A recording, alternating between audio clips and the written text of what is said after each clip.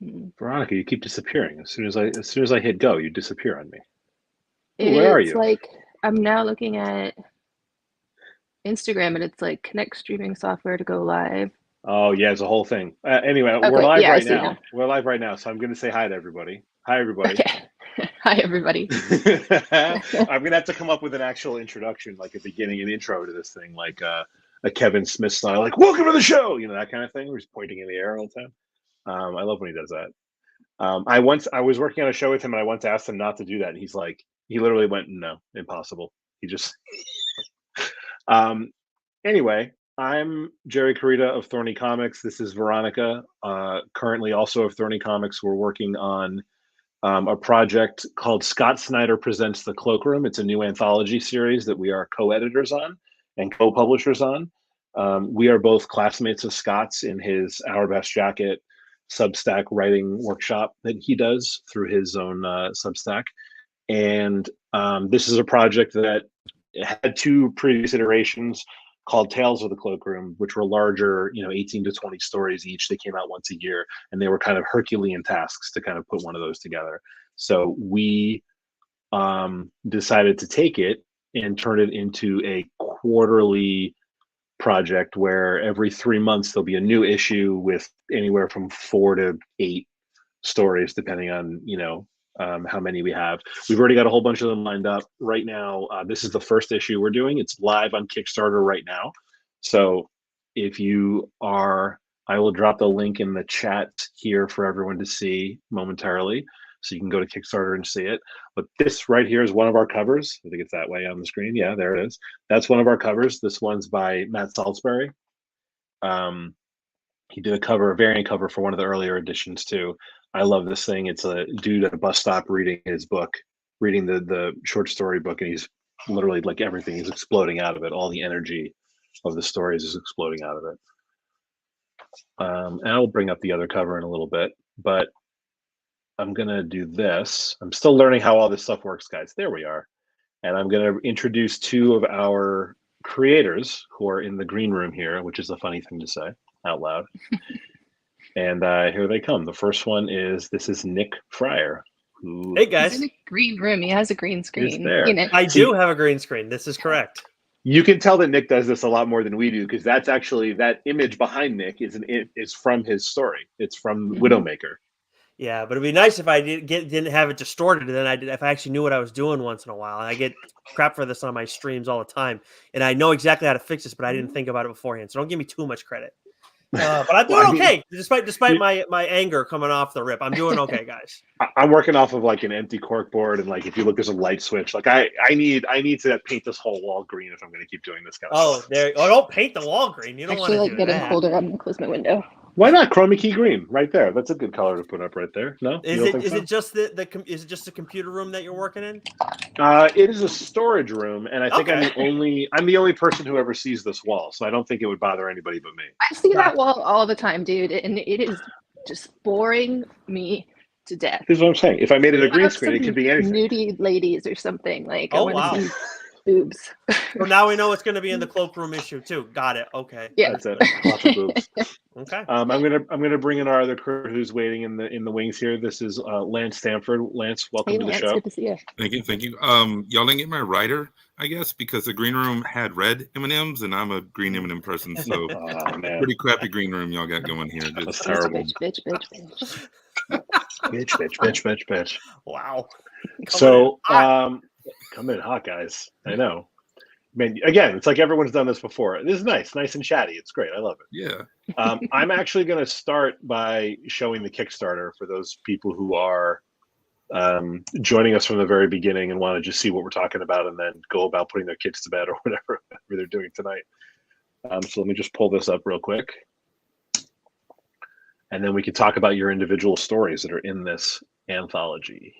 Awesome. Here we go. I'm going to put the link in the comments, so it should pop up on everyone's feed there. Nice. It's gone. There it is. Everyone see that? Sure. Wonderful. I'm going to do this. I'm going to do this. I'm going to share that. Here it comes, guys. I'm telling you, I'm getting good at it. Pretty soon I'll be able to do it without narrating it out loud. Look at that. pretty soon. If you're watching this on Instagram, you can just intuitively know how to find that because you are watching this on your phone. If you're watching it on your phone, if you go to Kickstarter, if you are watching this somewhere where you can't just click on the link, you can go to the Thorny Comics or the Cloakroom Comics Instagram pages. The link is in both of those bios. The link is also in the Thorny Comics Facebook bio and the Thorny Comics Twitter account bio. So it's everywhere. I think Nick and Lance probably have it saved in places too. Yeah, and actually, I think if you just go on Kickstarter and type in Scott Snyder, you'll find it right away. Nice or Cloakroom or anything. Yeah, Cloakroom. I always go for Cloakroom. I don't know why. No. But there it is. There it is. So here's where we're at. Asking like how many pages it's going to be, and and they're asking like if it's a floppy or a graphic novel or. These are all excellent questions. I'm actually going to start. I'm going to fill out. So these are decisions we didn't make until after we were like hitting go on the campaign, and that's because we were still working with our designer Lucy Benson, who's amazing by the way, on what's going into it and like what's going to be in between the pages. So we decided that we're going to put pages in between the stories. So we'll never have two stories that are facing each other when you open the book. And in order to do that, we've expanded the book, and now we're up over 60 pages total because we chose 7 of you guys, thinking like one of these people isn't going to be reliable. Someone's going to back out. We'll end up at like 40 something pages. It'll be fine. And every single one of you came through. So instead we have a 64 page book. We're going to do a perfect binding, so it will be like a mini graphic novel. There are 7 stories, like I said, in there. I think it's almost 50 pages of actual story. Veronica, is it?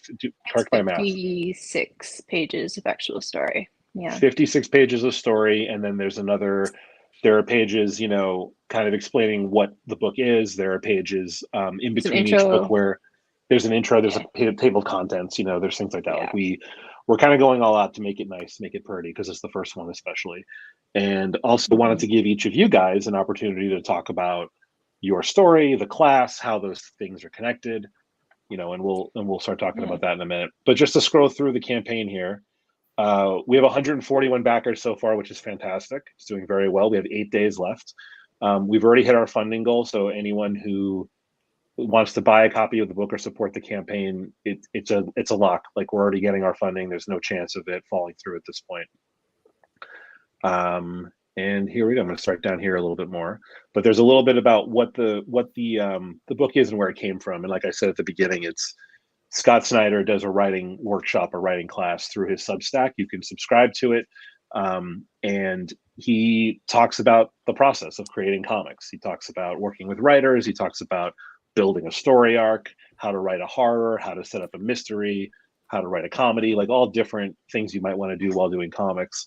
And sometimes he interviews other people. So Kyle Higgins, James Tynan, all-star editor Will Dennis have all been on the show. That's Veronica and our favorite episode.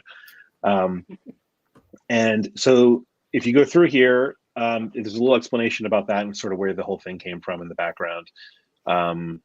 And then we have our covers. So this first cover is by Siraji, and it's our little guy sitting on the thing. And I said this to the 2 guys we had on last night. We had on Chris and Sean. If you look at the characters in blue around the guy on top of the cabinet there, those are all taken from your stories in this issue. I noticed that the other day. Like, I was looking at it and I was like, wait a minute. I think it was the dinosaur that gave it away because of the dinosaur story. Yeah, the dinosaur, and then there's like, this little like robot-y looking girl. I think there's like a biker person in here somewhere. Nice. He didn't have all the final pages when he was doing this. Right. And going kind of off of basically like descriptions, but there's like a little spaceman. There isn't a giant robot story in this comic, so sorry about that. Future. I'm sure there will be. It's comics. There will be at some point for sure. Mm-hmm. And then there's just like a really cool looking arm. Like, whoever designed that arm is a genius. I mean, I didn't notice that the first time around. After the fingers on that arm are like, I'd pay a bill for those fingers. Took me a minute to get there on that one, but I like it. Yeah. And then there's our other cover, which we started with. Right at the top. Yeah. That's Matt Salisbury's cover. Our second cover. Yeah, and so we're not being greedy. You have 2 cover options. You can get them as a virgin cover or with the trade with the logo on it. That's it. We're not going crazy with it. And then there are all the different ways that you can support. You get a trade dress. There are digital copies that are significantly less expensive that don't have to be shipped. So if you're international, you can also get the stories if you like. It's all pretty reasonably priced considering, again, it's 60-something pages, and seeing a $20 21-page floppy is not unusual on Kickstarter. So we're keeping it, really reasonable so we can kind of get the most. We want more backers more than we want more money, really, is what it is. We want more people to see the stories because we should say too is if you support digitally, you will not get your digital comic until we've shipped out the physical comics. Just as like a heads up, we could, send them immediately, but don't think it really makes sense and is fair to the people who back physically to, it's not our fault that the post office is going to take long, so we want everybody to enjoy it kind of at the same time. And so you can get all 4 covers. There's always a tier for that, but then this is nice too. So we are very friendly with the editorial teams from volumes 1 and 2 of the previous version of this, which was called Tales from the Cloakroom, a little bit longer. So those are both larger graphic novels. I have one handy here somewhere, and they're both available either physical or digital. You can get them either way, and so that everyone knows, any profits that come from these campaigns go back to the creators. So Veronica and I are not taking any money out of this. We're not paying ourselves anything. We're likely operating at a loss, in fact. And any profit, once we've recouped our hard costs, go to Nick and Lance, and they've a lot of these guys have put together their own creative team, and they've paid their own letterers and their own colorists and their own artists. So we're trying to make it so that any money we raise above our costs goes towards helping the art, and so we're not all completely starving artists. We can afford to buy something from McDonald's. Nick, did you have a story in one of the other volumes? I don't remember. No, this is my first published comic book work. Oh, awesome. Lance, what was yours? You had a story in the previous one, right? In volume 2, I had Hearts on My Sleeve, about the thrift store romance thing. Yeah. Oh, nice. Same artist, Daniel Cavill, right? Yeah, same artist. Yeah. Completely different tone and everything. But... Yeah. Not to get ahead of things, but I think that in the course of telling people about this whole campaign, I don't know as much about the other stories, but the one I do know a little bit about is Lance's. And outside of talking about mine, and also I don't feel as comfortable promoting my own stuff. I just don't, despite what you may or may not hear on other podcasts, I don't feel as comfortable doing that. But Lance's story is the one that I keep telling people about. I've told my buddy on my podcast about it, and I was talking about it, and he was like, well, it sounds great. It also sounds very depressing. I told my wife about it, and she was like, that sounds like an awesome story. And also, again, depressing. So people are worried about you, Lance, but they're also interested in it. So I'm selling your book at least. Oh, same. Again, I know we'll get to it in a minute, but your story, it's very Hollywood pitch that I'm this is a story that I can see and go in places and fun and cool and everything. But we'll talk about them in a minute though. But thank you. I appreciate that. Hopefully people get more of the good part out of my story than the depressing part. I don't want them to read it and just be depressed. It sounds funny. Even the more I'm hearing about it too. And the one thing too, as you're going through all this, Jerry, I was just curious too. This is, as it stands right now, this is the only, if you back this on Kickstarter, this is the only way you're going to be able to access these stories, right? Correct. Yeah. The only way to get the stories is through Kickstarter. Long term, eventually, our dream is that this keeps going. Scott keeps the class going. We keep the book going, and we collect enough stories that we can start approaching Diamond, comics and putting them in stores. We'd love to put them in stores, in a year or two from now. Nice. I know there are some retailer options, but because I was telling some people about it, and they're not Kickstarter people, or not comics people quite as much necessarily, but they want to read the story because whatever reason. Right. And it's well, you got to do Kickstarter. You can't just wait for it to come out to the masses. It's not that. It's not happening right away necessarily. Right. Yeah, and so we're really sensitive to that. I've done a bunch of these. This is like my third or fourth Kickstarter now, and I always hear from retailers that it's hard for them to buy on Kickstarter because Kickstarter comics are generally higher priced than they would be in the stores. And so even with a big discount, the retailers can't really afford to buy them because they can't sell them for what I'm selling them for on Kickstarter. So that's what I've heard a few times. So with these two retailer tiers, we worked really hard on this, and I try to do this on all my campaigns now. But it's a 55% discount off of what we're charging, and we're already charging a pretty reasonable price. So if you're a retailer out there, again, this will come as a perfect bound mini graphic novel, full size, but not 60 something pages total. And it's an anthology series with 7 stories in it, and you get 10 copies for $67 or 20 copies for $135. And so you can actually charge $8 or $10, and there's still some profit in there for you.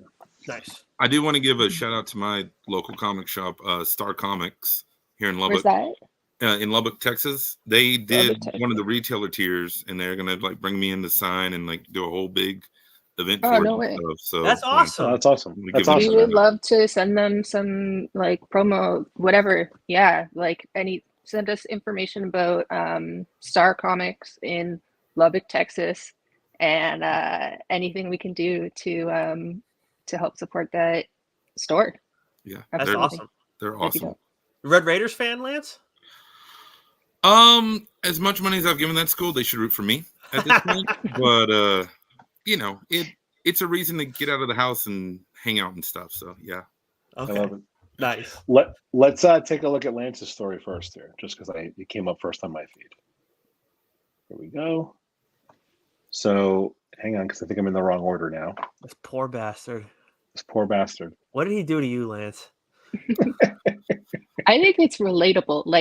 When people talk about all of the what would you do to survive the do you have a bug out bag? I'm like, my bug out bag is, I hope that somebody around me has a gun and then will just put me out of my misery. I don't want to survive. I watch horror movies and I'm like, these women are just doing everything to run away from this maniac, and you're gonna be so emotionally screwed after that. I don't want to live after that. I don't want to live through that.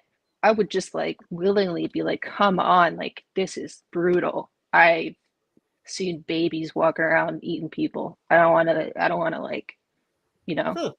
I actually right before this, I was on Facebook and there was somebody posted a meme of it was, why does everyone talk about surviving the apocalypse when you can just die?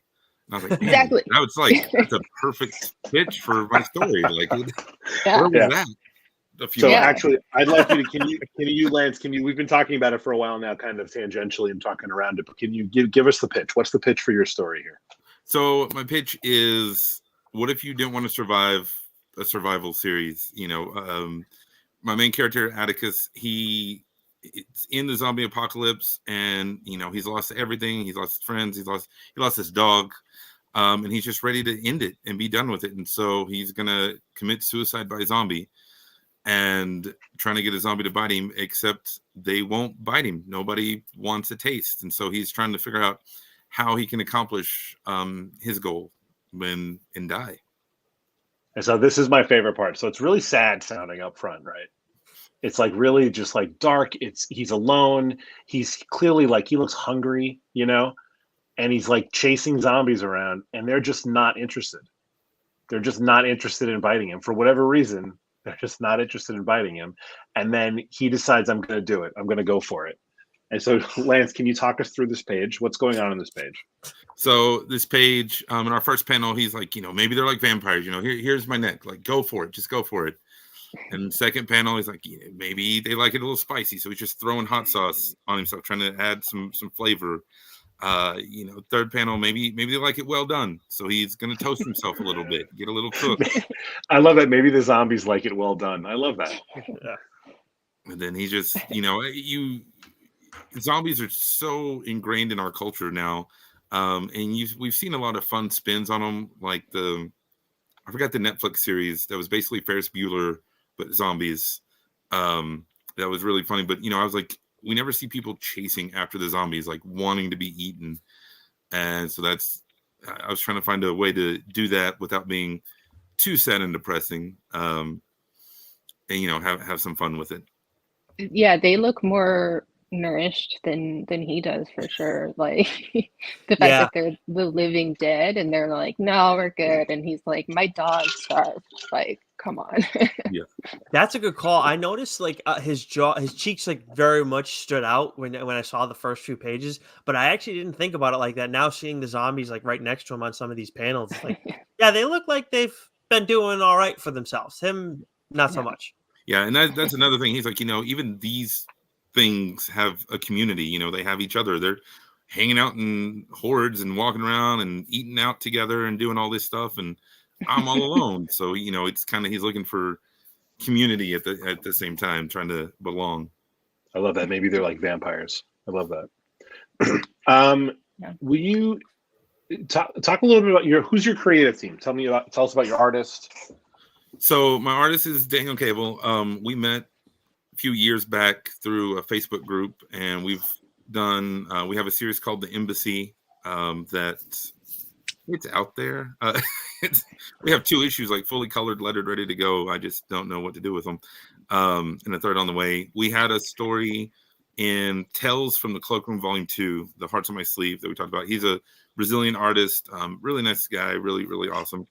And then my letterer is Micah Myers, who's a 2-time Ringo nominated letterer. He's worked on stuff for Marvel, stuff for Activision, stuff for DC, Image Boom, all the good indie places and stuff. He's been lettering my stuff for years too, and it's just a really, really solid team. And they understand my shorthand. Like when I say something, they know it's like, oh yeah, he means this. And I think that is worth its weight in gold, is, have a team that you can communicate with. And to brag on y'all, Veronica and Jerry, like y'all are the same way, I can be like, oh, hey, this. And you're like, oh yeah, yes, we hate you. Don't do that, whatever you want to do. And so it's, just having a good team is I think it allows me to be a little more relaxed. Like I don't have to worry about including every single little detail or doing this, but then I also can trust, like, okay, I kind of have an idea, and both of them are so artistic and creative. Like they'll add something, even in the letters or in the drawings, and I'm like, ooh, yeah, that I like that. So it's a lot of fun, to have people you can trust. That's cool. I wanted to show this one thing real quick. I have the that was definitely like one of my favorite stories of that collection. There we go. This is the same writer and same artist, and it's just a completely different style, Mm-hmm. It's a completely different kind of story. Totally. Oh, they're both sad. Because he's Texas fan, that's why. Yeah. That story's about a girl who is thrift shopping and kind of just dealing with her life and everything. And she finds a jacket, because in the first 2, in the Tales from the Cloakroom, it had to be jacket themed. And most people just like put a jacket in the corner, but I made my whole story about a jacket because I can't think outside the coat closet, I guess. You did a great job with it. Like, I think that was a hard requirement. And, like some stories I think all of them, like they did a great job of doing it differently. But yours it seemed like it wasn't necessarily a prompt, like it seemed like that was a story that also like that happened to be the requirement for the pitch. Yeah. But it wasn't restricted by that. It was, you wouldn't necessarily know that's what it was about, or that's what it had to be. And yeah, it's one of the reasons, like, anyways, we'll get into that later about the whole jacket thing, but yeah. So Nick, I'm going to pull your story up right now. It's called WIDOWMAKER. This is the first story in the book. We originally had it as the ender. Moved it straight to the front. So this is the first one you're going to get into. And it just starts off so great. It's actually one of my favorite, like, first page turns in the book too. Yeah, it's a great page turn. Because it's like, it like builds towards the name of the book and everything. So, Nick, will you give us the pitch? What's the elevator pitch for your story here? Yeah, so a biker queen ascends to empress as she finally removes the organization's long festering virus, her husband. And as you can see, it happens pretty much right off the rip. Because Yeah. if I'm gonna give you like the big thing, I'm like, the log line, I might as well just give it to you on the first page, and then kind of things build up, and it gets a lot tenser from there. But on the note of the page turn, first of all, I appreciate that. But also, what's been interesting for me in this whole process is to just working with you two as editors, like what you guys are bringing to the table. Because I feel like, personally, I have the opportunity to interview a lot of creators across the industry. I've talked to a few editors here and there, but I feel like I haven't asked as many questions about the little nitty gritty details from them as much as I do with writers. But Jerry, if you scroll all the way down to the bottom, like just in working with the page turn, I believe this was a note from Veronica just on like how we organized this last panel, especially with the bubble at the end to kind of just feed into that page turn. I just, for anybody who's watching that, is like, whether they're from the class and they're going to be working in later issues of the Cloakroom, or other people who want to learn about comic book writing in general, like that's a little detail that I did not think of, like that placement of that bubble, and I think it just adds to the flow so nice. And also on this panel too, we have 3 guys here and 1 woman, and I'll give everybody one guess as to who came up with the cracked nails for our main character. And guess what? I forgot to look for that in each page as we went along. But my wife took a look at this when it went final, and she was like, the first thing she said to me outside of liking it is, I really like her cracked nails. So that was another nice detail from you, Veronica. Thank you. And the artist is a woman too, and those were the first things, because it's one of those things that I try to have input that is going to be different than Jerry's or different than somebody else's might like. And I'm like, okay, well, what can I bring here? One of the things was she's got a hoop earring, and I talked to Nye, the artist on this, and I was like, what if her earring, isn't she scared her earring's gonna get caught? Because that's one of the things where I was like, man, that would be such a good, but they're a gunslinging gang. It's not necessarily thing, but yeah, the nails, earrings, I always look for that, where I'm like, oh man, that just seems like somebody's gonna get her earlobe ripped out. But but something unique to say. And then I mean, there's just a lot that I don't want to get too far. I already feel like I've gotten into the nitty gritty with it a ton, but you two did a lot to really enhance this. But then you mentioned Nye, so Nye is also an artist in the class, also featured in Tales of the Cloakroom Volume 2. She actually did, I believe it was the main cover for Tales of the Cloakroom Volume 2. But yeah, we've started working on other stuff together previously, and then when this came up, I was like, Nye, do you want to work together on this? She was all about it. And I mean, I gave her some notes on Camille Tyler's design. Yeah, there's that cover. But I gave her a few notes on this is what I'm thinking, this is how I envisioned the character, and then Nye, of course, made it a million times better than I could have envisioned. And this character is a badass. And another thing too, I know I'm bouncing around a lot, but the smoke that we see from her cigarette, that pink smoke, might be my favorite detail that Nye added to this story, that I had I did not bring that up at all. It was not a note whatsoever. She did that, and as soon as I saw it, I was like, I don't know why you did this, but it's really fucking cool. She breathes femininity in this group of biker dudes, and it's just such a great color detail. It just shows you see that and you're like, that is an artist who is thinking about every single thing. That's an artist to look out for. Yeah. Nye's amazing. And that's part of why I want that's A, she's talented, and B, she's bringing a totally different perspective. I mean, she's also from a different country, but she's adding there's so many different layers that when we're working together, I have these certain things that I see, then she goes and shows me pages, and it's you took what I said and then made it way better. And that's exactly she perpetually does that. And that's a really good thing, because that's what you want. You don't want to be working with somebody that you feel like you're dragging them through the creative. Yeah, 100%. And then you get Nathan in the mix too. Sorry, go ahead. Sorry, No, go ahead. I was gonna say that's the thing about taking this Scott's class, that I don't know if we've gotten into it that much, because he works with such high those big name like Francesco Francavilla and like you know, like he works with like these big name artists that probably don't really need much, or like would maybe be as open to be directed in a certain way. But it's something that it's hard for writers to learn until we actually do it, that we don't think the same way as an artist does. Like, we think visually for sure because we're making comic books and we live for comic books, but the way that we think is, you know, like, we're wordy people. We like the language, we like the subtleties, we like the nuances, we like the emotions and the themes and the blah blah blah, the yada yada yada. But it's totally different when then you hand it to an artist who reads it and sees it in their head totally differently than you do, and you can get it back and be like, holy smokes, like that blew everything that I could ever dream up away, you know? Yeah, 100%. And then we add Nathan Kempf to the mix.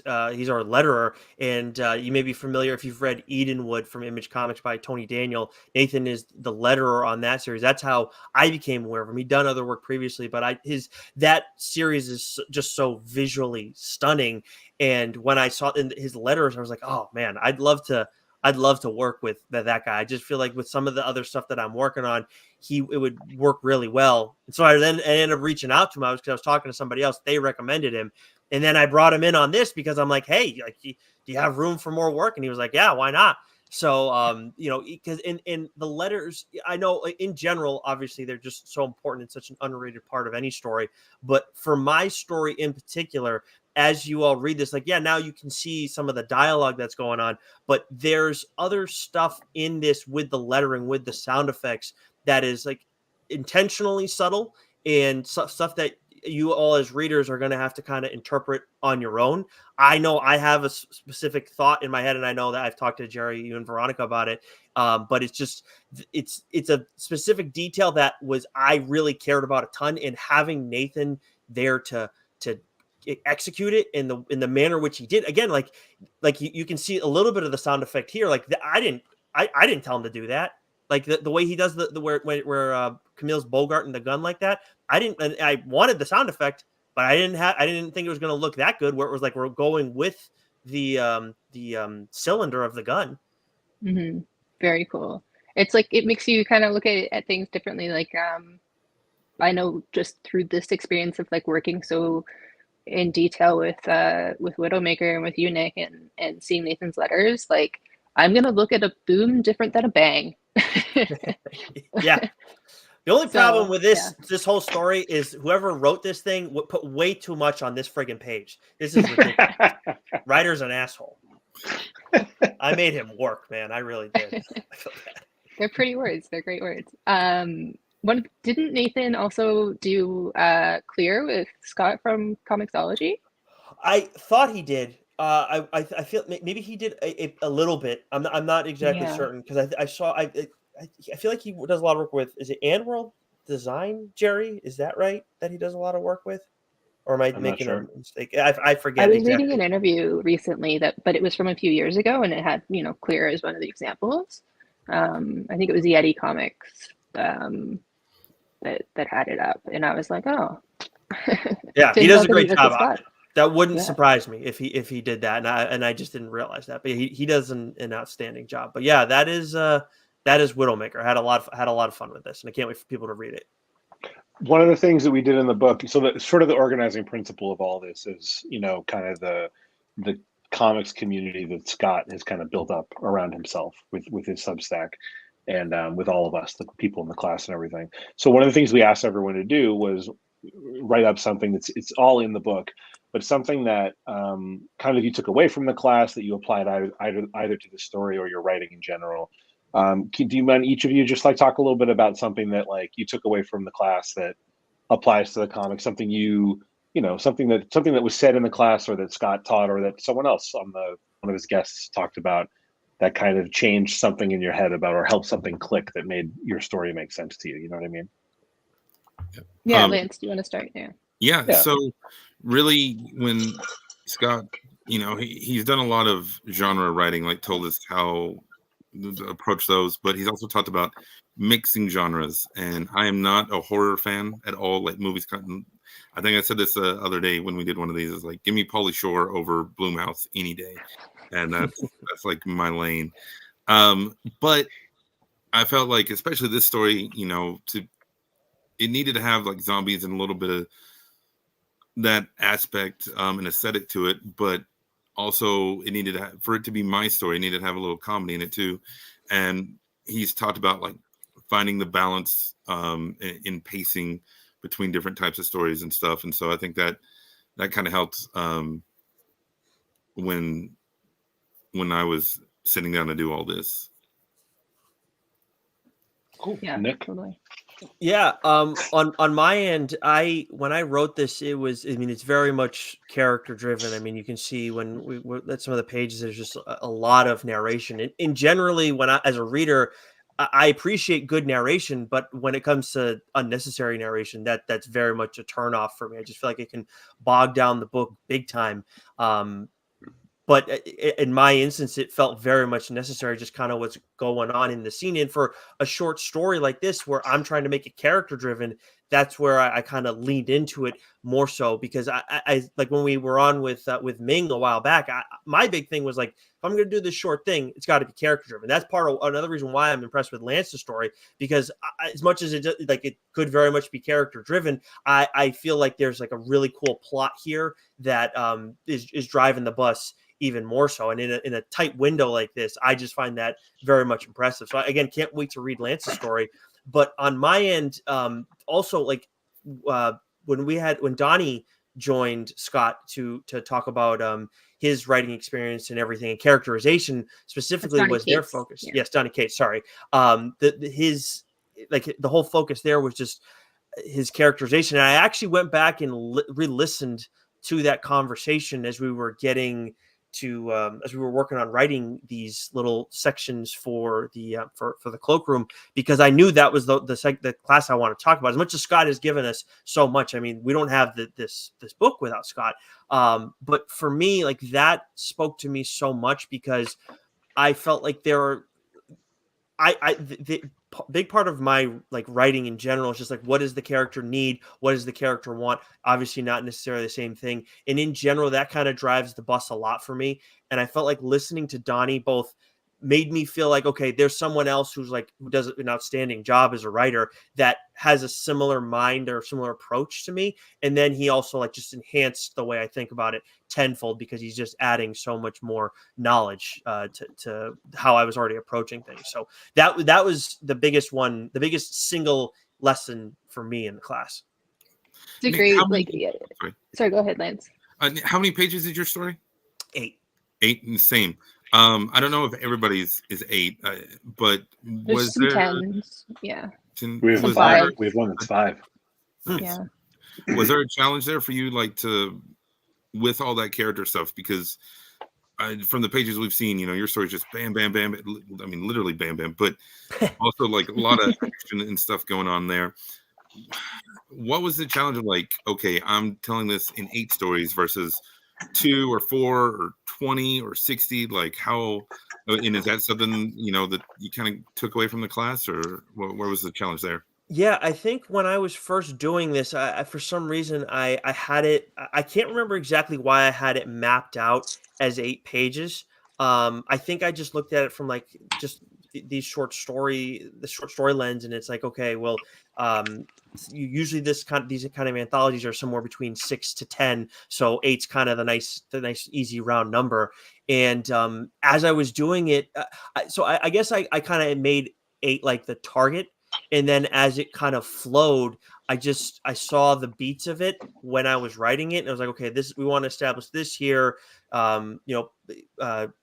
bring in this character in the mix at some point, and kind of focus on these two and have them do their little dance, and then so on from there. So I kind of really just like let Camille, like what she wants to do and what she needs to do in this whole story. I kind of let that dictate it, and then it kind of just flowed from there, and then I tried to parse it down, and then Jerry and Veronica helped me parse it down a little bit more with some of the few spots in the narration. But yeah, I really just tried to be like, okay, what does she need? What is in her way? What is she trying to do? And then keep it tight in all this. And we're just establishing her in her ascension in this moment. Yeah, that like what's in her way is so interesting, because when you brought that up in reference to the Donnie talk, it was like, I was like, oh, okay, doesn't she get rid of what's in her way in the very beginning? Like, isn't that how the story starts? Like, what's in her way is her husband. No, that's not really what's in her way, because he had already kind of like she explains, like she was already doing the job. She deserves the job. And what's in her way is like all of these other guys and having to get them behind her and like to actually allow her to be a leader. Mm-hmm. And that is so much more interesting than like, fuck my husband. Yeah, like exactly. It's just so much more character driven, and it's a great, and you do a great way of just making it super tight of she needs to do this, and she needs to do it effectively and efficiently, and in a way that like makes her have some respect from these people, have some they're a little bit of like, no, I don't know what I'm thinking of now. The word I'm thinking, I was going to say envy, but like you kind of don't want envy because they don't dare cross her at the end. No, but right? It's like looking up to her in some capacity. And yeah, that's just, I feel like that's just for her, especially like that's like where this is a group that's like predominantly male driven. It's just like difficult to do that. And it can be so and again, I don't want to get like too far because I feel like I'm going to go into some of the latter parts of it, but it's just like, it's easy for like this certain type of group with these like younger guys to be drawn to a specific type of individual. And that's the challenge for her in all of this. So like, it's just, it was, I'm trying to remember like if there's any other links that I can provide, but I feel like that's pretty much it in a nutshell, Lance. And making like a challenge into an advantage too, where, like it's easy for them to fall behind a certain leader, but it's easier for that leader to be lazy and to, not second guess or not look over his shoulder. And then it makes so much more sense to have a leader who ascends, who's somebody who can never do that, who's never been able to do that or had that luxury. And one of the things that I will forever be grateful to you about is I had never watched Peaky Blinders before, and you were talking about it in reference to your story, and I streamed all of it in like a couple of weeks. And, man, it's so good, right? I wish that like I wish the movie's coming out. I'm like, oh my god. I wish I grew up in London or Britain just so I could write that story. Like it's just so damn good. It's just so good. It's amazing. But one of the things is like when I'm gonna completely just spoil it for anybody who hasn't seen it, but when one of the characters dies, it becomes so clear like how vital that character was to the organization. And it happens because unfortunately the actor passed away. But what it does is it makes it so clear like how much they were keeping things together, because the other main character, the one who you think is the one who organizes everything, falls apart. Like he just completely falls apart. You get to see Cillian Murphy like totally reach like new heights in his acting. Cillian Murphy. Don't Cillian you dare. Yeah. He's the best. I love it. There's a whole episode of like a Bob's that show The Great North where they get in a fight over whether it's silly or killy. But anyways. But you're so right. Like that's part of where this story came from too. It's just like there's so many times that like we see a leader, like a supposed leader, like in this position of power, and it's like, well, you kind of suck at your job, kid. You just just you can keep sitting fat and happy, but like let this other person take control. But then they get jealous, and then they like you see it in like I haven't finished The Great, but like there's a level of that in The Great as well, where like Nicholas Hoult like wants to do these things, and it's just like he doesn't care, and then now he does care because of his wife, and like I've just so many times like, can you just pull him out of the picture and just get him out of the way? The Great is so good. It's so good. It's a great show. And that's what, and like those types of scenarios and relationships are what like led to me creating Camille, because she's just like, for me, it's like, just get the fuck out of my way, please. Yeah. Right. And I think I feel like I appreciated Peaky Blinders more because of your story. I was like, okay, what's happening here is the person who you don't know is keeping it together is removed, instead of the person who is like the supposed leader is removed. And it totally just like, it made me think about the story in a way that I probably would have just been like, oh, I kind of missed that character, and not known that it was, it impacted the full last season or whatever it was after, and so much. Like, I'm really glad to hear that. Yeah, I'm glad you love it. I mean, that's my favorite show of all time, Peaky Blinders. Yeah. It's one of mine now too. Yeah, and the only reason I ever had to watch it before was because of Tom Hardy, and then I found out he was in like 2 episodes. I was like, oh, what's the point now? But yeah. But I know he's great. Those are an amazing 2 episodes, though. I love him in that. He's show. great in it. Yeah, he's something else. But I know we gotta like do other stuff. But I did want to say, Lance, like with this idea too, I swear to God, when you came up with this, like the reason I couldn't tell my wife fast enough is because it's like, I feel like this is a thing. You mentioned how you've seen like people, like there's like a meme, like why do people want to survive the apocalypse? Like why not just like, call it quits right when it begins? I just feel like this is such a of the moment idea, like around the apocalypse, which for some reason always feels like it's like 2 steps away from us. So it's just like I just find that so impressive that you like right at this time it hits you in such a way. Thanks. Yeah, and I think we're still telling lockdown stories, we're still telling COVID stories and stuff, and luckily I had a wife and kids and more dogs than I need, but my dog Reggie, that's the dog that's in the story, we had to put him down last year, and so it's kind of tied to that too. And it was like, oh man, I made it through all this, and now I don't. And so that kind of, but yeah, it was kind of the same thing. It's like, like what if you were alone in the time like that? Like how would that affect you? Yeah. That like, what are you surviving for? Like, you've survived this long and maybe you worked really hard to survive. We don't see the before, page 1, but you can kind of think about the before page 1, like, yeah, he's lost everybody but he's made it this far. And it wasn't until this 8-page story that he realizes that he really could have just been walking around freely, right? He was probably, like hoarding, like doing everything that people do in a zombie apocalypse story.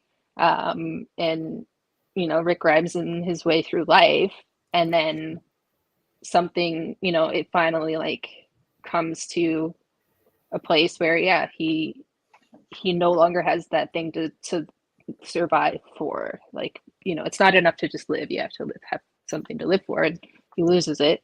And yeah, and then comedy ensues. I can't wait to read it.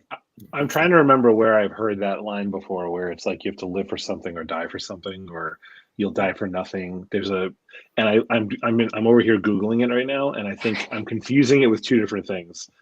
One is in Hamilton, it was, if you stand for nothing, what will you fall for? That's a line between Hamilton and Mr. Bursar. Mr. Bursar, yeah. And then the other one, which is probably where I heard it, is from Rambo. Really? From Rambo, from like Rambo. the 2008 Rambo movie, live for nothing or die for something. Oh. So I think I'm combining those 2 great pieces of art together. See, I'm pulling it from like real life experience, where I'm like, I've been like, the amount of times I've almost died since I was like literally in utero is comical. Like, I've had like diseases, like I got the disease that Beethoven died from, or maybe it was Mozart died from, like in the 20th century, before, like, and that one of the characters from Little Women dies from. Like, I have that heart condition, and all of the doctors were like, we don't know why. Like, I still to this day, I'll ask cardiologists, I'm like, why do I have this? And they're like, oh. And and then and then other things in life where it's like, I keep not dying, and I'm happy that I'm not dying, but like, you got to have more than that. It's got to be more than just not dying. I'm going to pitch a comic now that I think, Veronica, you should write. Did you ever see Final Destination?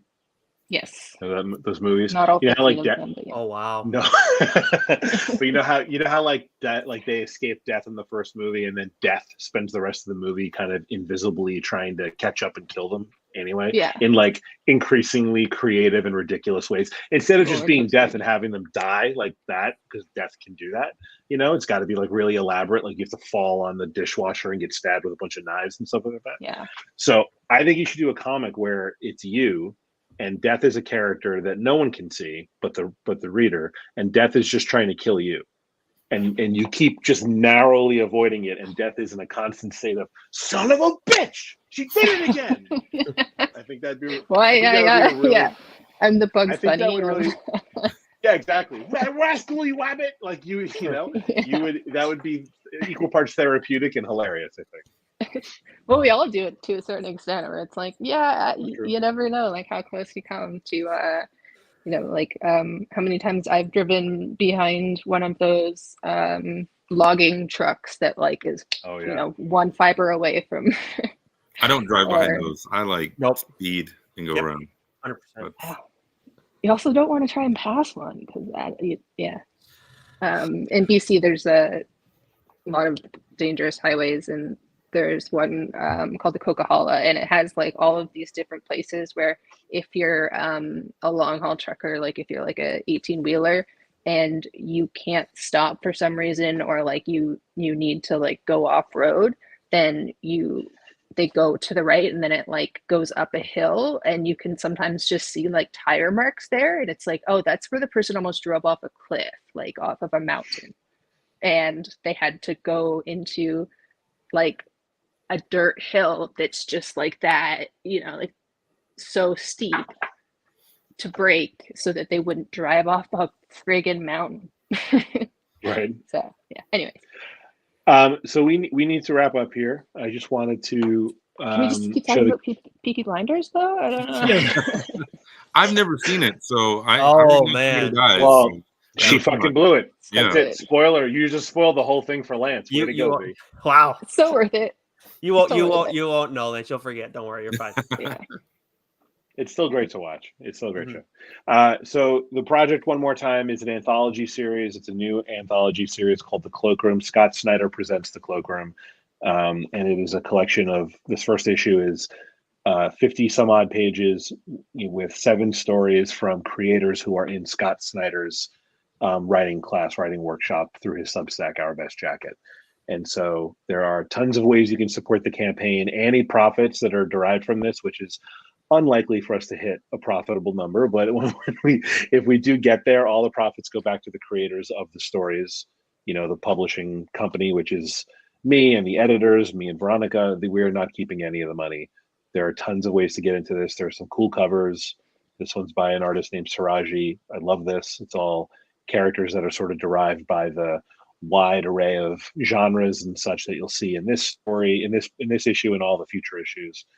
Literally, like, we've got your 2 stories, and then just talk about diversity. There's another one where it's anthropomorphic dinosaurs on a world where dinosaurs never went extinct. The dinosaurs evolved into the sort of human beings of that world, and then one of them discovers interdimensional travel and like becomes a megalomaniac, and it's like a sci-fi. It's very like smash together 3 things you love and come up with something new. It's kind of awesome.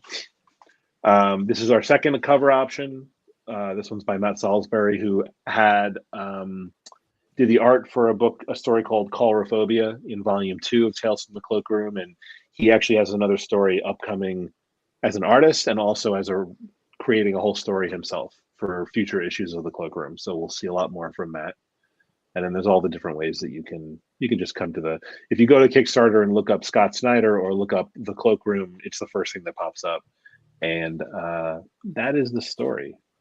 Mm-hmm. That's it, everybody. And my final question I asked last night also that I think was nice is I did not get into comic books until just about 12 or 13 years ago, when I was early 30s, and I was working on Comic Book Men. And I was working on a TV show that was in a comic book shop, and all the people sort of talking about comics constantly I fell in love with their passion for it. And so the first comic I read was The Walking Dead. And I've sort of been playing catch up for the last 12 years in all my spare time. You know, like I went back when I started reading superhero comics, I went back and read all of Chris Claremont's run on the X-Men. I read a whole bunch of Batman because, you know, Scott Snyder was one of the people that I followed right away. James Tynion is my cousin. He was writing the Batman stories in the background. So I started reading his books and I had to go back and read every Batman thing that ever existed. So my question to you guys is, because I think most of you have been reading comics since you were younger than when I started, at least, if not longer. I'm 43, so it's been 13 years. What should I be reading? Give me some recommendations for stuff I should pick up and read. I'll take anything. Indie stuff is great. Superhero stuff is great. You tell me what I should be reading, please. The Cloakroom. You should definitely check out the Cloakroom. It's a good call. That's a good brownie points. You're probably tired of the stories at this point.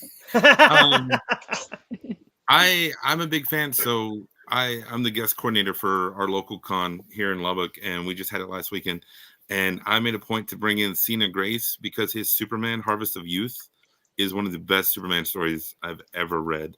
If you're a fan of Craig Robinson, Chunky Rice, Blankets, stuff like that, it has a very that type of vibe, but with Superman, it's really good. As far as like monthlies, Tom Taylor, anything with Tom Taylor's name on it is some of the best stuff out there. I mean, I probably get like 6 books a week, but Tom Taylor's always at the top of the list. Like I always read his first. One more time, what's the name of the local store? Star, STAR. Star Comics. Yeah. In Texas. Yeah, they're awesome. So you're gonna laugh, but so my kid, he's 8, and for like the last 2-3 years, he has his own pull list at Star, and all it is the Scooby-Doo comic and the Batman Scooby-Doo mysteries. But the Batman Scooby-Doo mysteries is consistently one of the best written comics out there. Like when they ended the last volume, they did a whole Crisis on Infinite Scoobs where they brought in like the Sarah Michelle Gellar Scooby-Doo. They brought in that weird zombie Scooby-Doo that DC did a couple of decades ago. It was like based on a T-shirt or something, right? Yeah. He'll read them and then I'll like sneak in and read them after he does. But it's a really solid series as well. Yeah. I think for me, the 2 that I would like for anybody who's like newer to comics, I would recommend. There's Constantine. Oh my God, City of Demons. That was by Cy Spencer, who's no longer with us, but that is like one of my favorite comics of all time. Period. It was a 5-issue run, just a short run from him. As I found out actually from Shelley Bond that it was actually a tryout. Veronica and I were in a class for her as well. It was a trap for him to do Hellblazer. He ended up losing out. And I forget exactly who it was. I think it might have been Jamie Delano. I'm not certain. But either way, like I absolutely love that story. And that's easy to go pick up. I feel like I find that at like Barnes & Noble even fairly frequently. Yeah. Then from TKO, there's this title called Sarah. It's written by Garth Ennis, and I believe Steve Epting is the artist on that. But that is like it's about a character who's a woman who's part of this all female like battalion in Russia, and I believe it's World War II. But it's pretty dark, and I mean it's Garth Ennis, so you know the quality that you're getting there. And then for like more recent stuff, not that Sarah's like fairly recent in the scheme of things, but like the last few years, I love Vanish by Donny Cates and Ryan Stegman. I love Philadelphia is outstanding if you're a horror fan, and then Rogue Sun if you're at all a fan of superhero stuff but kind of want a break from Marvel and DC. I love what Ryan Parrott and Abel do. That's part of the Massiverse, but that is my favorite title over there.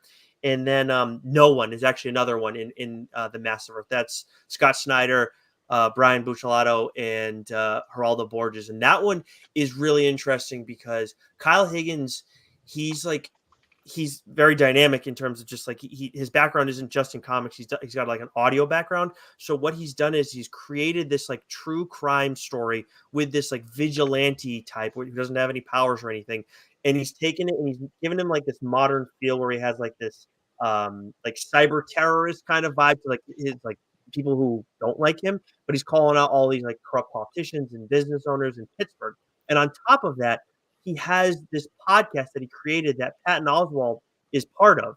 I forget who the female voice actor is in it, but they are like doing a podcast that is like they are portraying these characters in the comic. So like things that are talked about in the comic, like it's in the podcast are like reflections of what happened in the book or have an impact like on complimentary. Yes, I'm obsessed with this whole thing. Like when the podcast drops, I think the next issue is out in like 2 weeks or something. When the podcast drops, it's like somewhere between 20 and 40 minutes or something like that, maybe more like 30. But I will listen to it 3 times, guaranteed, because I want to make sure I get every single detail. So who else? It's Patton Oswalt and what's the comic called again? The comic is called No One, so it's NO/1, like the word one. I absolutely love it. So that's Higgins that's writing that one with Brian Buccellato. Nice. That was a totally different experience from everything else. I love that one. Yeah. If you're following this live feed because you came in from the Night Nerd, go check out TLDR. Great podcast. It's like hanging out in a comic book store. Thank you very much. Weekly pulls, final order cutoffs. Like I love everything that supports people going into comic book shops. If you're listening to this because of TLDR, then go check out Night Nerd. Lance's podcast. Is it just yours, Lance? Yeah, just me. And your kid is on it a lot too, which is adorable. Super cute. Yeah, you can talk more about that in general. Do you want to give like a run by? Yeah, so my podcast, it used to be a daily podcast, and that's dumb. That's and so now it's just like if me and my kid go see a movie, like I said, he's 8, I have him review it. I'm about to have a bunch of interviews with some pretty big celebrities that I've done over the last month drop on there, and it's just kind of a fun. There's like 2,000 episodes backlog, so if you got a trip coming up, you can definitely have some stuff to do. Wow, that's awesome. Yeah. Thanks. What are some of the ones coming up? So I interviewed oh my gosh, I'm a horrible person. The guy from Lord of the Rings and Sliders and with the voice in Sliders? Like Gollum? What's that? What else is he in besides Lord of the Rings? Sliders. It was an old 90s sci-fi show with Jerry O'Connell that's awesome. Where they travel to like different I'm totally dating John Rhys Davies. Yeah, John Rhys Davies. Yeah. Oh wow. Yeah, he's coming on the show. Awesome. Jeez. Cena Grace. He's been on the show like 800 times. Like he's always there. Nicole Kang, who was Poison Ivy on Batwoman. The cast of Apex Legends, like 4 of them. We got to do a fun little sit down, and so all those. And then I work with Fan Expo Dallas, and we'll be having some stuff coming up, getting ready for that as well. Damn, that's busy, awesome. man. Yeah. I'm gonna get drunk and go see Madam Web tomorrow, so I'll probably talk about that. Thoughts and prayers. I already saw it. Nope. Not Dune 2. You're like, no. No. Yeah. But real quick on the TLDR note, we're trying to bring the local comic shop feel in podcast form. We do reviews on trades that my co-host Joe, like it'll be a series that he's read that I haven't read, and vice versa. Those are our quote unquote mainline episodes. In weeks like this week, where we'll just do the new comics that are dropping throughout the week. Usually that means we have an interview with creators across the industry, and that ranges from like Axel Alonso over at AWA Studios, and of course formerly at Marvel, to obviously that Scott Snyder we've had on quite a few times, and then we've mixed in editors, other artists, and writers from all different parts of the globe. We're quite a few. We've made some friends across the pond too, so that's been.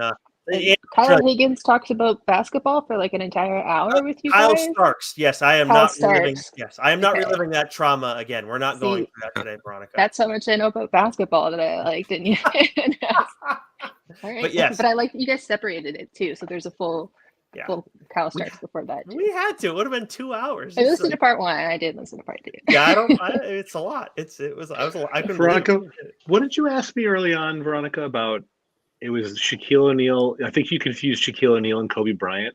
Yes. Yeah. It was like an early conversation we had, and I was doing a show where Shaquille O'Neal made an appearance on the show I'm working on, and Veronica was like, "Oh, I thought he died in a helicopter?" I was like, Yeah. No, that was the other guy on that team. Yeah, Yeah. They played for My the same bad. team. Like that's yeah. They're both Lakers. Not a sports fan. Yeah. I know the guy who's like really big into shoes. Yeah. That's specific now. No, I've seen the movie about Nike. Oh yeah, that was good. Air, right? Air. Yeah. Yeah, it was good. Yeah. I like watching movies about sports. I don't like the other night I watched The Warrior or whatever that one is, but like the UFC guys. Oh yeah. Yeah. That sport is insane. It's just like Yeah. you might as well have like Roman Coliseum people fighting lions because they just beat each other to death. It's 100%. bananas. But yeah, and I'll watch anything with Tom Hardy. But yeah. Yeah, there you go. Cool. Yeah. All right, my friends. So Shaquille O'Neal's alive. I learned that. Wait, is that who it was? Yes. Okay, cool. He's still You're kicking. good, Veronica. He's still kicking. No, Yeah. but I knew he was on that episode of Curb Your Enthusiasm where Larry David trips him and he goes to the hospital and then he like cheats at bananagrams or something like that. Anyway, yeah. All right. Well, thank you everyone for doing this, and thank you for this was a super fun chat. Thank you both for having us. Thank y'all for all y'all do. Like it's awesome. Nick, I can't wait to check out your full story. Like I'm stoked. Right back at you, Yeah. man. Keeping an eye on both of you because you're definitely gonna have more great stuff coming out in the future. Hopefully, I mean like fingers crossed. Fingers crossed. Yeah. Thank you. All right. Bye, guys. Bye. That's all, folks.